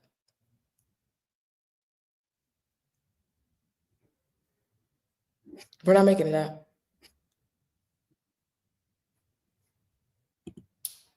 Y'all, most of y'all have gotten through life without having to be good at creating pleasure in any form, any kind of relational pleasure, emotional, physical. Y'all ain't got to do it. You've never had to until you're not good at it. I'm so sorry.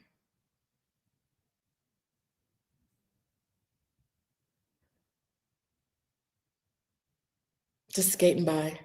The patriarchy. Listen, you should be mad at the patriarchy, but it has allowed you to be bad at sex. We already are. You too should be upset that you've never actually had to be good because of the patriarchy. Because for so long, having a man was more important than anything else, no matter how he fell short.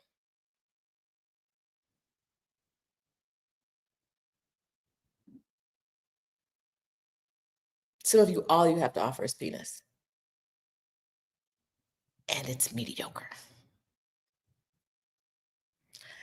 But that's not what this video is about, and I don't know how we got here. So I will move on.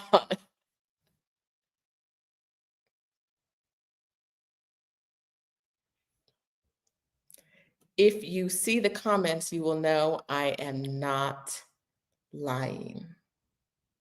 Joanne said it, the juice is the juice worth the squeeze? 9 times out of 10, no.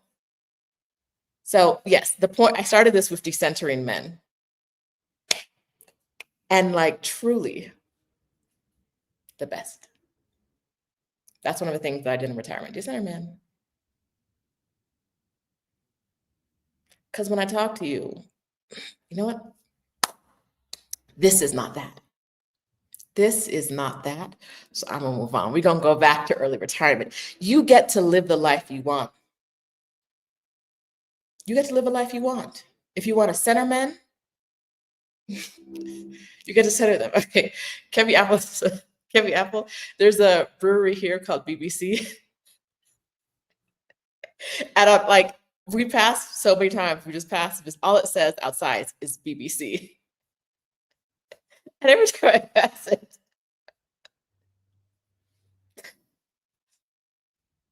it's BBC. It's like Bogota Brewing Company, I guess, or something. I don't know. But just on the side, just BBC. Anywho, the ladies in the comments are telling you is true. The value add is quite low. Quite low. Step your game up. Especially now that most of us don't need you for money. Like before time when we couldn't have bank accounts, so we couldn't really do anything with our money, we couldn't get credit cards. Now, what do you bring to the table? Anyhow, I love talking to you guys because I'm always like, how did we get here? How did we get to this from talking about retirement? Let's get back on topic because I think I've gone too far. Oh, this was a question that I wanted. This is Ty's question from the very beginning that I wanted to answer. What clicked for you to take that leap, to take a year off, knowing most of your money was in retirement accounts? To take a year off, what clicked for me was I could not continue living the way I was living. My body was breaking down. My autoimmune issues, like stress, was triggering things in my body that I couldn't control and were really unhealthy for me. I said in the beginning, I'll say it again, my career break saved my life. I don't know that I would be a healthy person. I don't know that I would be alive. I don't know that I would be healthy today if I didn't take the break. So it didn't matter with I put aside an amount of money for my career. Not I put it aside. I looked at the money in my non-retirement accounts. I picked a number and I was like, this is how much I'm gonna spend. And I spent it, right? Because if I hadn't spent it, that money, my life would not be the same. And I like to be alive. I do. I like to be the same. I like to be alive. And I needed it.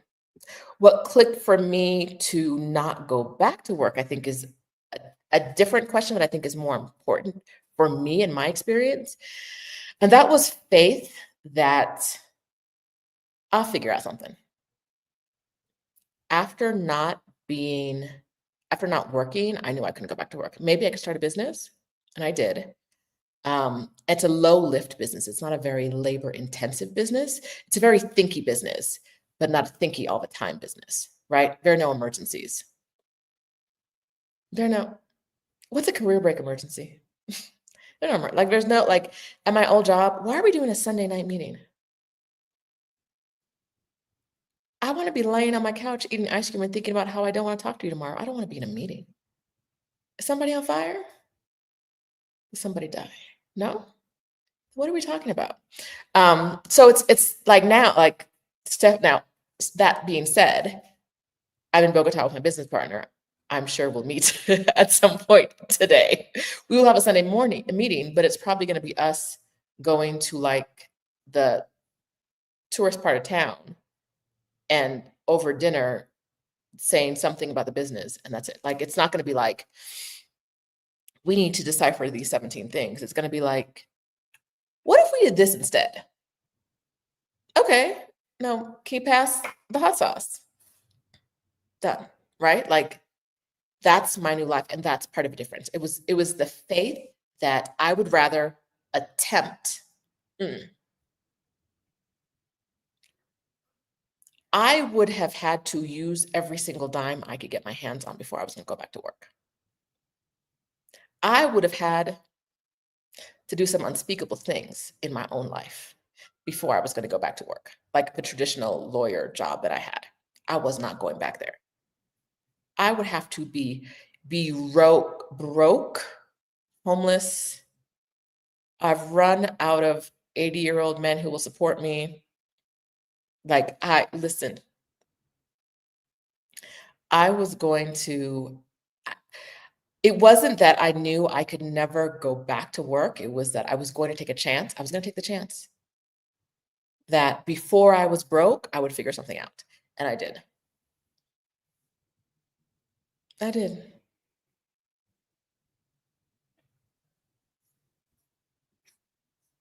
Listen,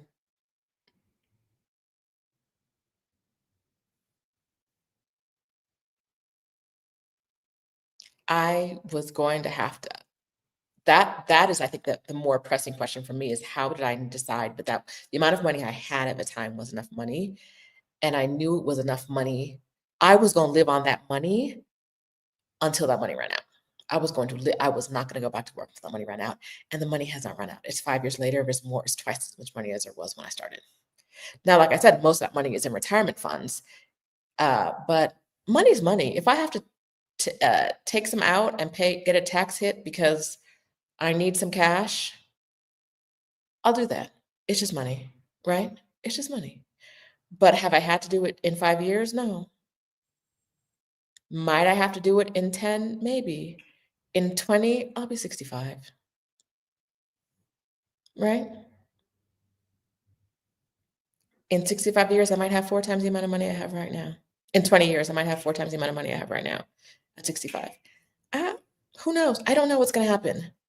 But I knew that I would rather attempt to figure out what to do without a job than go back to a job that I knew had been killing me.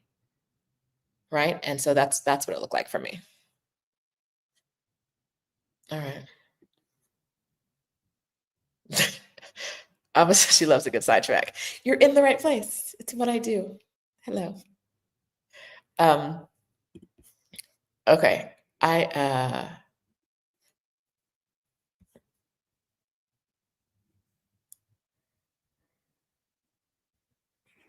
I'm going to, I think we're gonna wrap this up. Did we do it today, y'all?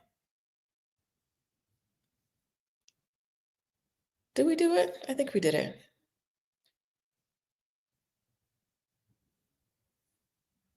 Did I have at least 5K when I took my first sabbatical? Yes, I did. If I needed a sabbatical and I had $2,000, I would take a month off somewhere. You can live for $2,000. You can get somewhere, wherever you are in the world. You can get somewhere where you can live for $2,000. You can get there and back and live for $2,000 right now. It may not be your first choice of places, but I would do that.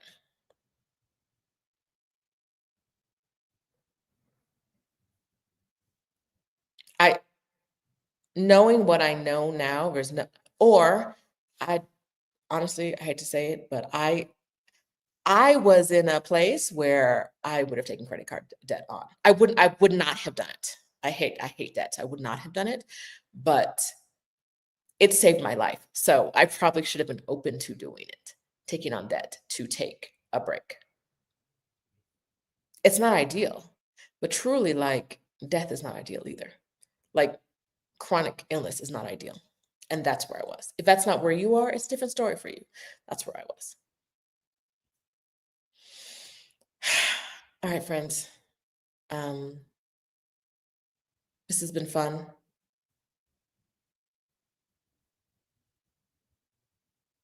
This has been fun. Very fun. Thanks for being here, and I'll talk to you guys next week. Do we have a guest? I think we have a guest next week. If you're in the membership, flip on over to Zoom right now. I'll meet you over there. If you're not in the membership, there's a join link on my page. We're gonna every-ish Sunday, we get together and we chop it up on Zoom, and it's not like a coaching session. We just talk, see how we're all doing in community, another community that we spend time together. Anyway, that's it. We'll be over there. I know we're gonna be talking about men's value over there today. So if you want to come on through, and I'll see you there. Bye. Early retirement, y'all, you should do it.